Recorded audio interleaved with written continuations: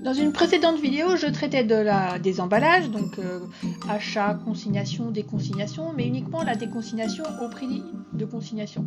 Dans cette vidéo, je traite en particulier de la déconsignation des emballages et donc des cas de boni et de malus sur reprise d'emballage. Et on abordera à nouveau un petit rappel, les cessions d'emballage.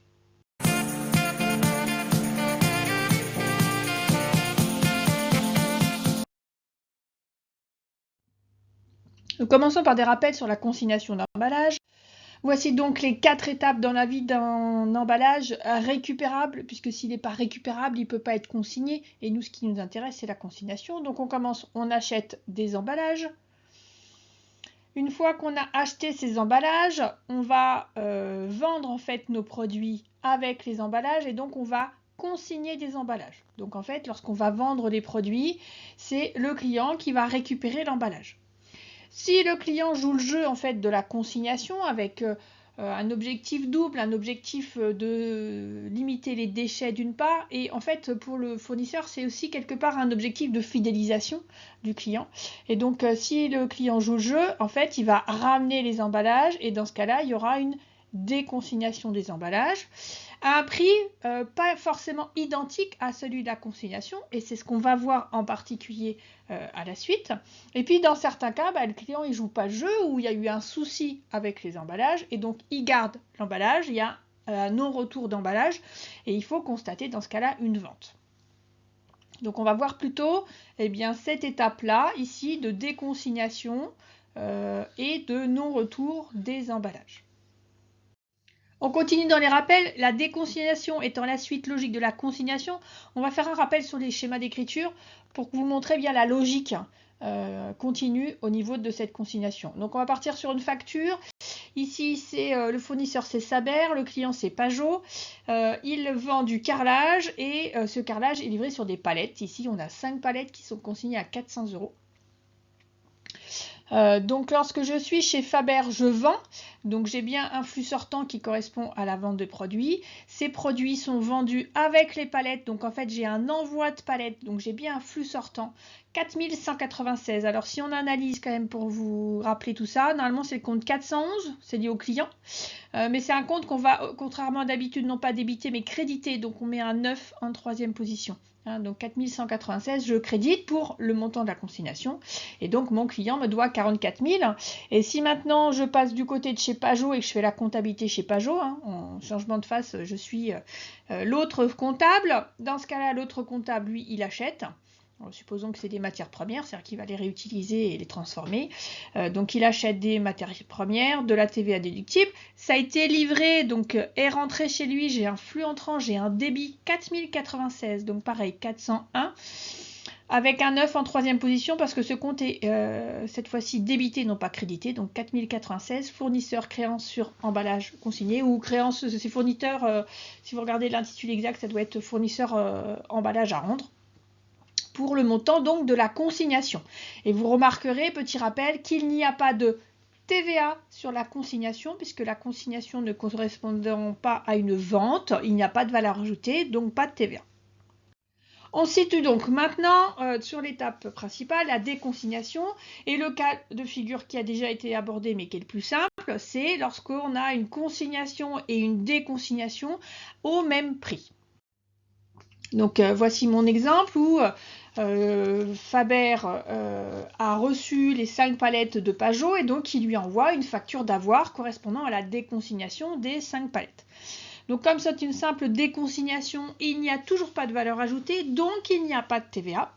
Et donc cette facture d'avoir permet au client d'avoir une déduction de sa dette.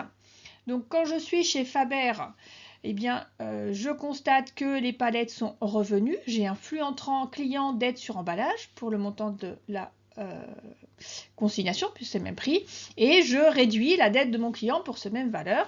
Et chez le client, au contraire, lui, il a renvoyer les palettes, donc j'ai un flux sortant 4096 fournisseurs emballage à rendre pour 2000 et il réduit sa dette envers le fournisseur pour le même montant. Donc ça, tout ça c'était du rappel et il n'y a pas trop de questions de calcul à avoir. Ce qui nous intéresse en particulier ici, c'est lorsqu'on a une déconsignation des emballages à un prix différent de la consignation. Généralement, en fait, on a un prix de déconsignation qui peut être inférieur au prix de consignation, en supposant que quand même cet emballage, il a été un petit peu abîmé. Donc en fait, ça suscite quand même un retour, puisque le client s'y retourne, ben, on va réduire sa dette, mais ça prend aussi en considération un petit peu l'usure. Ou en l'occurrence des bouteilles, ça peut être du nettoyage, enfin, il faut quand même que ce soit rentable pour le fournisseur. Donc le plus simple, c'est de partir quand même de la facture. Hein, moi, je vous conseille, quand vous avez un énoncé comme ça, d'essayer de faire la facture. C'est plus facile ensuite de faire les écritures. Donc Faber, il déconsigne cette fois-ci des palettes à 380 €. Donc on a une déconsignation pour 1900 €. Ces palettes étaient consignées à 400 €. Donc étaient consignées pour 2000. Donc en fait, il fait cette fois-ci un boni, il fait un produit. Donc, il crée de la valeur ajoutée, donc il y a la TVA. Et il y a la TVA, c'est la taxe sur la valeur ajoutée, donc uniquement sur la valeur ajoutée. Ici, on a une valeur ajoutée de 100 €, la différence entre la consignation de 2000 € et la déconsignation de 1900 €. Donc, on a la TVA à 20 €. Donc, en fait, on réduit d'un côté la dette de notre client pour 1900, mais on a de la TVA qui est facturée pour 20. Donc, on a un net à déduire de 1900 moins 20. Donc, on a un net à déduire de 1880 €. D'avoir ces informations-là, ça va nous aider à passer les écritures et chez Faber et chez Pajot. Donc, on est dans un premier temps chez Faber. Alors, chez Faber, on va essayer d'effacer un petit peu du coup les petits trucs, on n'en a plus besoin, voilà. Donc, chez Faber, première étape, on a dit un retour des emballages. Donc ici, on a un flux entrant, on débite, client, dette sur emballage pour la valeur de consignation. Donc ça, forcément, c'est la même valeur pour laquelle on avait crédité le compte. Donc c'est la valeur, c'est le prix de consignation. Hein, ça, c'est important, vous commencez par ça. Voilà. Ensuite, si vous avez fait la facture, vous avez une réduction de la dette de client pour 1880, c'est ce qu'on a ici, donc ça tout va bien. Vous avez, on a dit, fait un gain, puisqu'il y a une différence entre le prix de consignation et le prix de déconsignation. Ici, on a dit que c'était 2000 moins 1900. Donc, on a un boni de 100 €. Et sur ce boni, on a de la TVA collectée pour 20 €. Et donc, on vérifie bien qu'on a équilibre entre les débits et les crédits. Une fois qu'on a fait pour le fournisseur, c'est un peu plus facile pour le client puisqu'on a une opération légèrement inverse, hein, l'effet miroir toujours. Donc quand on est chez Pajot, première étape toujours, hein, vous commencez, on fait sortir les emballages toujours pour le prix de consignation. Hein, ça c'est très important. C'est toujours le prix de consignation. Ensuite, on a, cette fois-ci pour le client, lui il a perdu, donc cette fois-ci c'est un Mali. Donc vous remarquerez que quand on a un boni, ça commence sur un compte de la classe 7, c'est un produit. Et ici c'est un malus sur un compte de la classe 6, c'est une charge. Donc pareil, j'ai une différence de 2000 de consignation moins 1900 de déconsignation. Donc j'ai 100 de Mali. Et sur ce Mali, j'ai la TVA déductible. Donc en fait, ma dette fournisseur, quand je suis client, est réduite de 1880 €. Donc le plus difficile n'est pas pour moi le schéma d'écriture, il est de réussir à établir la facture correctement avec le fait qu'on a une déconsignation à une valeur différente et que la TVA n'est pas sur la valeur de consignation, mais la TVA, elle est bien sur le boni pour le fournisseur. Deuxième cas de figure, si le prix de déconsignation n'est pas assez intéressant ou si le client a peut-être envie d'utiliser les emballages, les a peut-être abîmés, voire détruits, et dans ce cas-là, il peut arriver qu'il y ait un non-retour des emballages. En cas de non-retour, il va falloir procéder à une cession. Après, la différence entre la déconsignation et la cession, c'est que dans la déconsignation, comme il n'y a pas de transfert de propriété, il n'y avait pas de TVA. Alors ici, on a un transfert de propriété, donc ça devient quelque chose qui est soumis à TVA. Donc on va faire une facture. Alors premier cas de figure qu'on va faire, il me semble le plus simple, c'est de considérer que le prix de consignation, c'est le prix de vente TTC des emballages. Et donc dans ce cas-là, on va considérer que la vente des palettes se fait pour la valeur hors taxe de ce prix. Donc on avait une palette qui était consignée à 400 €. On va considérer que le 400 € c'est du TTC. Et donc on va vendre les palettes à 400 € hors taxe, donc 400 divisé par 1,2, donc 333,33. On va rajouter la TVA et comme on a déjà notre client qui nous doit la consignation de 2000 €, eh ben, on va considérer qu'il ne nous doit rien du tout. D'où, donc ici on a dit c'est 400 divisé par 1,2. D'où les schémas d'écriture. Donc on est chez Faber. Donc chez Faber, on va dans un premier temps considérer que les emballages ne nous reviendront plus, mais du coup ils ne seront plus à être revenus. Donc on fait comme si ils étaient rentrés. On annule en fait le fait qu'on avait que le client avait une dette sur emballage. Donc pour le montant de la consignation, hein, c'est toujours le même principe. J'annule pour le prix de la consignation. Et donc j'enregistre une vente. Alors c'est pas une activité normale, donc je vous propose de mettre ça en 7088, autres produits des activités annexes. Donc pour la valeur hors taxe du prix de consignation, donc là en fait on va considérer que c'est un TTC, là on va considérer que c'est du hors taxe.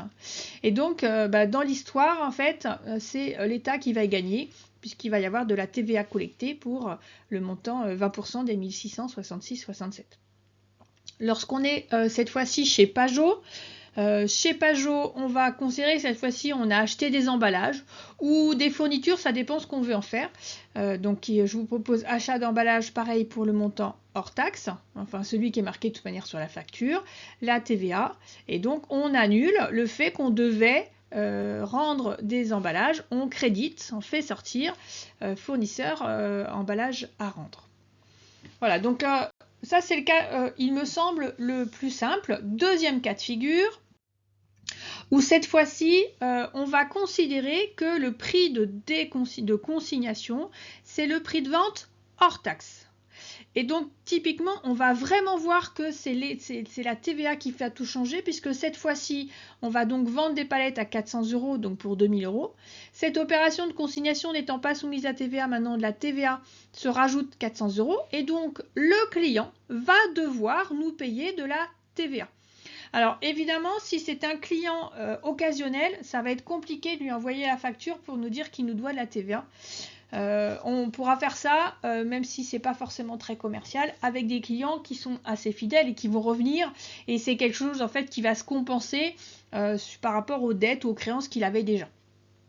Donc lorsqu'on est chez Faber, on va mettre ça ici. Donc lorsqu'on est chez Faber, on va avoir donc on annule comme si les emballages étaient revenus pour le prix de consignation.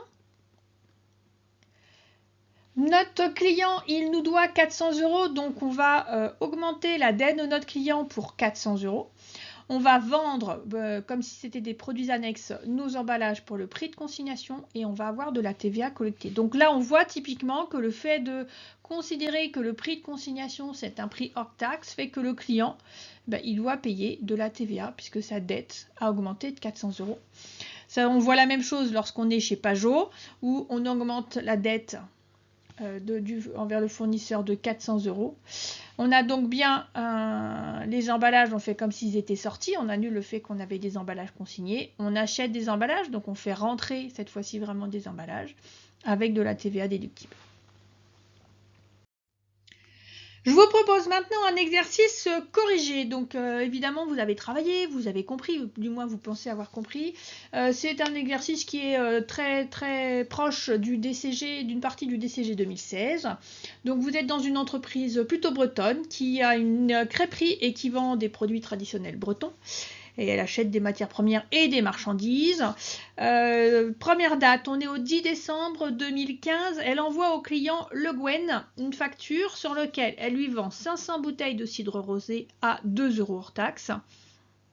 Elle consigne les bouteilles à 30 centimes la bouteille hors taxe. Elle facture des frais de port et elle espère un paiement classiquement sous virement à 30 jours.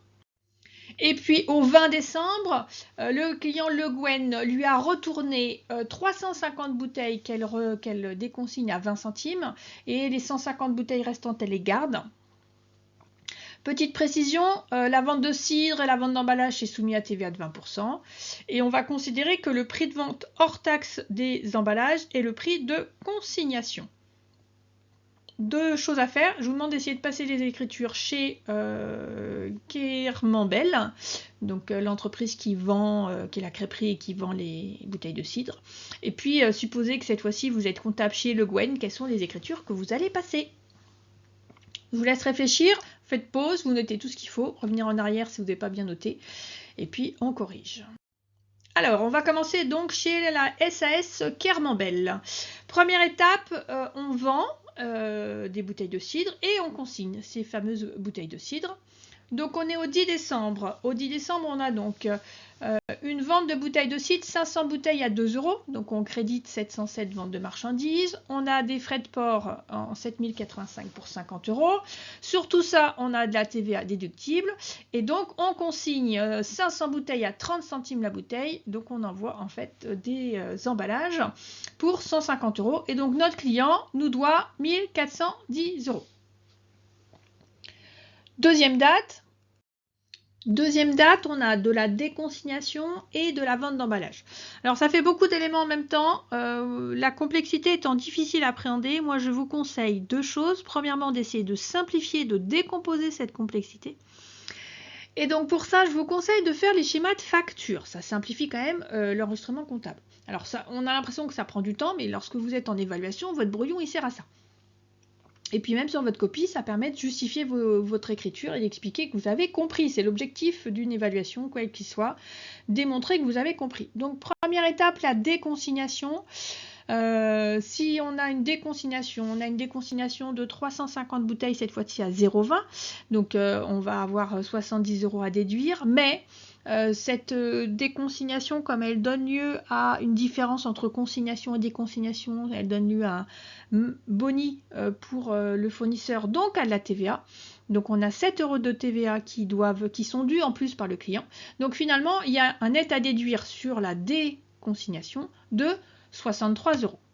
D'autre part, il y a de la vente pour les 150 bouteilles restantes. Donc, vente de 150 bouteilles à 30 centimes, 45 €. Mais en fait, le client, il les a déjà en consignation, donc ça ne change pas sa dette. Par contre, cette fois-ci, on a de la TVA facturée de 20%, c'est-à-dire 9 €. Et donc, le client a un net à payer de 9 €. Si on recomplexifie un peu et qu'on fait qu'une seule facture, parce que je ne suis pas sûre qu'on fasse deux factures, ça va dépendre du comptable. Supposons qu'on n'en fait qu'une. Voilà, cette fois-ci, on se rend compte que on a une reprise de 350 bouteilles à 20 centimes, donc 70. Les ventes de 150 bouteilles, ça correspond à du 0, de la TVA. Donc en fait, le net à déduire est de 54 €. On va mettre ça de côté et on va donc pouvoir, à partir de ce net à déduire de 54 € et tout ça, essayer de passer les écritures. Donc on est chez Kermambel. Donc première chose, je fais comme s'il n'y avait plus d'emballage. Donc les emballages reviennent, je débite 4196 clients d'aide pour emballage. Pour la valeur de consignation. Donc toujours ça c'est le prix de consignation, c'est-à-dire 500 bouteilles à 30 centimes la bouteille. J'ai mon client, on m'a dit 54 € à déduire, donc je crédite client pour 54 €. J'ai moi eu un boni sur reprise d'emballage donc on a dit qu'on reprenait 350 bouteilles, je gagne 10 centimes par bouteille, donc j'ai un boni sur reprise d'emballage de 35 €, donc j'ai un produit. Par ailleurs, je vends mes emballages, je vends 150 bouteilles, on a dit à 30 centimes, 45 €. Et donc sur tout ça, j'ai la TVA collectée pour 16 €. Finalement, c'est pas si compliqué quand on a fait tout le travail avant de simplification. On change de point de vue maintenant, on va passer chez Le Guen. Donc première date, on est au 10 décembre, il s'agit d'avoir enregistré un achat et une consignation. Donc on débite 607 achats, la TVA déductible. Donc moi j'ai considéré que, n'ayant pas d'informations, que les frais de transport, comme ça considérait... Je vais pas y arriver, c'est la fin de la journée. Comme ça concerne, pardon, un seul bien qui est les bouteilles de cidre, j'ai intégré ça dans le prix d'achat, en fait, hein, dans le coût d'achat des marchandises. Donc j'ai tout mis en 607. Il faut bien lire l'énoncé. Si vous n'avez pas d'indication contraire, ça marche très bien. Donc de la TVA déductible. Tout ça a été livré sur des emballages. Donc je débite fournisseur créance pour emballage à rendre. Et donc chez Le Guen, on a une dette qu'il va falloir payer de 1410 €. Deuxième date, on est au 20 décembre, donc la facture ayant déjà été faite, on ne va pas y revenir. On va donc se baser sur ça pour passer notre écriture. On a donc d'une part, par quoi on va commencer par autre chose. Enfin non, je vais toujours commencer la même chose. Mes emballages, soit ils sont rendus, soit ils ne seront plus jamais à rendre. Donc j'annule le fait que je devais rendre des emballages à mon fournisseur pour le prix de consignation. Si avec ça vous n'avez pas compris, la répétition c'est l'apprentissage. Et là on répète, on annule l'opération pour le prix à laquelle on l'avait consigné. Donc c'est le prix de consignation, même si c'est une déconsignation. Par ailleurs, on a de la TVA déductible pour 16 €. J'achète des emballages 150 bouteilles à 30 centimes pour 45 €. Sur chaque emballage rendu, donc mes 350 bouteilles, je perds 10 centimes. Donc j'enregistre un Mali sur emballage 61,36 pardon, de 0,1 fois 350 bouteilles. Et j'ai donc ma dette fournisseur qui est réduite de 54 €. Voilà, donc c'était juste une petite vidéo pour approfondir un petit peu des difficultés qu'on peut avoir lors de la déconsignation des emballages. J'espère que vous a plu. Un petit pouce, un abonnement, un petit commentaire si ça vous a plu. Je vous souhaite bon apprentissage et je vous retrouve à bientôt dans d'autres vidéos. Au revoir.